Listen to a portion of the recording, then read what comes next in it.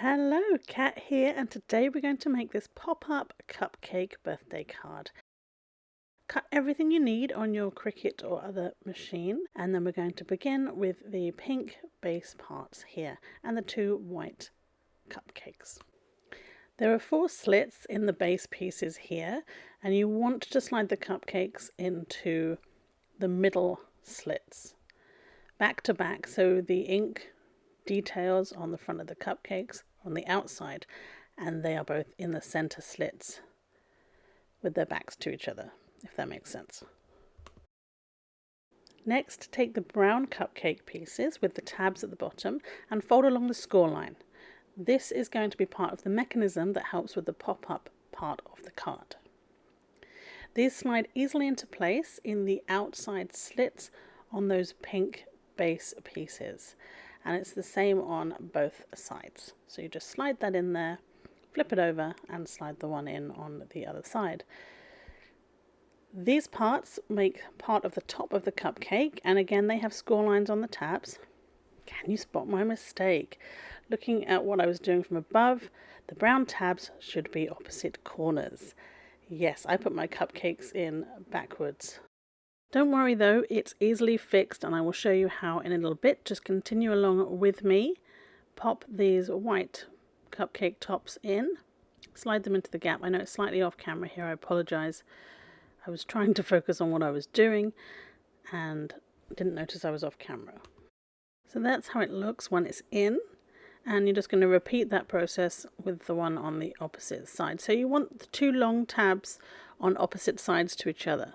So 1 long tab, 1 short tab, and the same on the other side, because they're going to glue together and make part of the side of the cupcake. So we're going to get our glue now and glue these tabs together, just to each other though, not to the rest of the cupcake.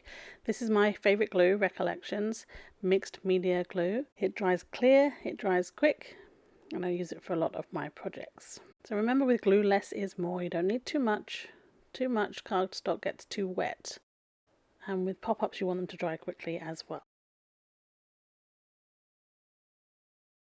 So once you've got those tabs in place, take the longer tab, as is now 1 piece, pop some glue on it, and then the extra swirly top of the cupcake is going to stick to the outside of that, covering up the brown layer there on one side. And you can see on this side it actually perfectly covers it. It's fine. It's the right shape. When I flip it around, even though it's a little quicker, the brown cupcake is clearly not covered because I had it on backwards. If you noticed early enough, you could correct it. If not, correct it in a minute with me. I'll show you how. In the meantime, we're going to glue these candles onto the center of the cupcake piece. I've sped it up a little bit because gluing can take a little bit of time. The basic rule you want with the candle pieces is that the flat bit of the cutout goes at the top, the base of the flame, and then the swirly bit goes at the bottom, because that makes the swirl of the cupcake appear. I'm just using my tweezers here to tidy up the glue a little bit and make sure that it's completely in the center. And the same on the other side, a little bit of glue. Actually, these precision bottles are amazing. I have my regular glue in there, but I got the bottles from Michael's in a pack of 2, and just having that precision tip on the end really helps when you're doing tiny little details like this. So at the moment I'm putting on the flames, and you just need a tiny bit of glue, and I'm using the tweezers so that I don't lose them or stick them to my finger in the process. So that's what the candle looks like when it's done on both sides. And you're going to slide this into the center piece. There are slits in the middle of those cupcake pieces, and just slide that on across in the center. There we go. So that's the inside bit of your cupcake complete. Next, take the pink round piece. This effectively covers up the mechanism of the pop-up card. So quite often on a card you need to stick certain tabs down. This part is going to hide those tabs. So just score along the score lines. And then this is the cupcake case. So again, this has score lines on it. The pen lines on here were drawn by my Cricut Maker machine, and it's all in the design Space under pop-up cards. So this bit has a small slit on one end and an arrow on the other. So once you've creased all of those score lines, you're going to wrap it around the cupcake, and then the arrow piece goes inside the slit to close it. So pop that inside there, wrap it around and close the tab.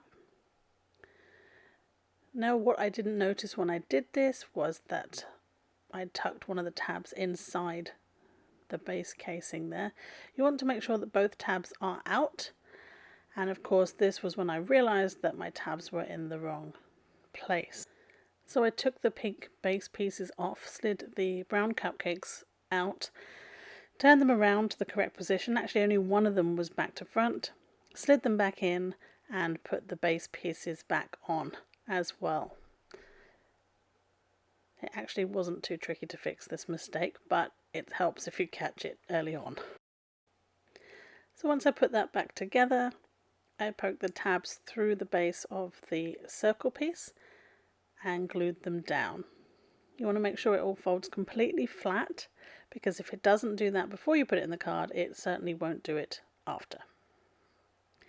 So this is the main part of the card here, the outside. It has a score line down the center, and you're just going to fold it in half and crease that score line nicely. I've got my Cricut scraper tool here that I use for creasing down those lines, but you can use a bone folder or whatever you have. And there is a cute little cupcake cutout on the front of this card. Now if you stick around, I'm going to show you what I did to embellish the front of the card a little bit and personalize it. These two parts go inside, and when you're gluing this down, you can use glue, you can use tape. You have to make sure that you don't put any glue behind where that clear cutout cupcake is, otherwise you will see it through the front of the card. If you have your precision glue, you can actually glue a little bit on the back of there and make sure it's stuck down, but it really doesn't make a difference. So this is how I personalized it. This was for twins, so I added their names and some foam tape behind their names. So this is my tape roller gun. I absolutely love this thing. It works wonderfully well, but it was a learning curve to begin with. You have to make sure that you hold the trigger down, pull towards you, and then keep pulling when you release the trigger to let go of the glue. Otherwise you'll end up in a right tangle and need help. So glue both these panels inside the card, and then it's time to add your pop-up part. So the main rule with this is to make sure that your center crease is in the center crease of the card, and any bits of the pop-up are not sticking outside of the card. You won't in this one, but in some of them, if they're at a slight angle, you have to make sure that you've glued it in the right spot so they don't pop out the side, because otherwise the card will not go into the envelope. Stick around to the end. I'm going to show you how I embellished the inside of this card. If you liked today's video, please like and subscribe for more of my videos of pop-up cards and other crafts. I'm going to show you how to make the envelope. I have a few nifty tricks.